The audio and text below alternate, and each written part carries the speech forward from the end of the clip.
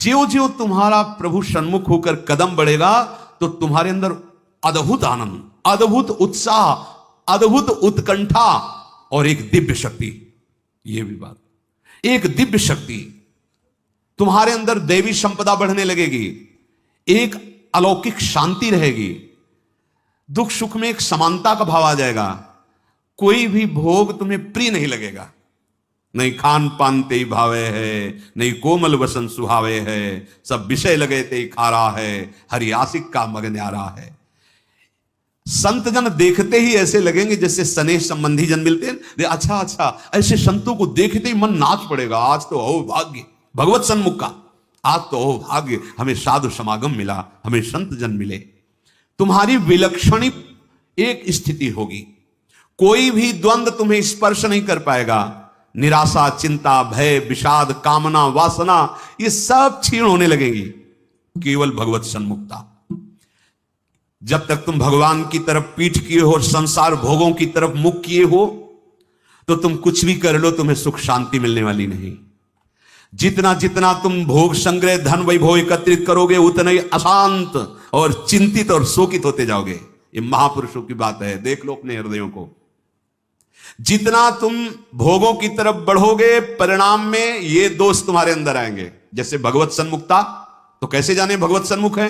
तो बोले जो ही तुम भगवत सन्मुख होगे तो तुम्हारा एक एक क्षण नवीन उत्साह, नवीन उत्कंठा, दिव्य शक्ति और दैवी संपदा, शांति, समता, वैराग्य, प्रेम और संतों को देखकर अपार सुख, ऐसा ये भगवत सन्मुखता का लक्षण। अब यहां बता रहे, चाहे जितना तुम धन वैभव भोग एकत्रित कर लो, भगवत विमुख हो तुम्हें कभी सुख शांति नहीं मिल सकती। भगवत विमुख का लक्षण क्या है? भय, विषाद, चिंता, राग, द्वेष, वैर, अशांति, द्रोह, दंभ, पाखंड, परिग्रह, हिंसा, कामना, वासना, ममता, दुर्गुण, दुर्विचार, भयानक दुख, ये भगवत विमुख के लक्षण है।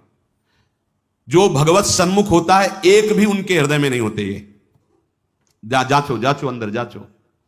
भगवत विमुक्ता का लक्षण, मूल लक्षण भोगों में सुख है, इसी में सारे दोष बैठे हुए हैं। और जहां भगवत सन्मुख हुए, तहां तुम्हारा प्रतिपल नवीन उत्साह, नवीन उत्कंठा, दिव्य शक्ति, दैवी संपदा, शांति, समता, वैराग्य, प्रेम, समस्त द्वंद्वों से छूट करके एक अद्भुत आनंद और संत समागम जीवन बन जाएगा।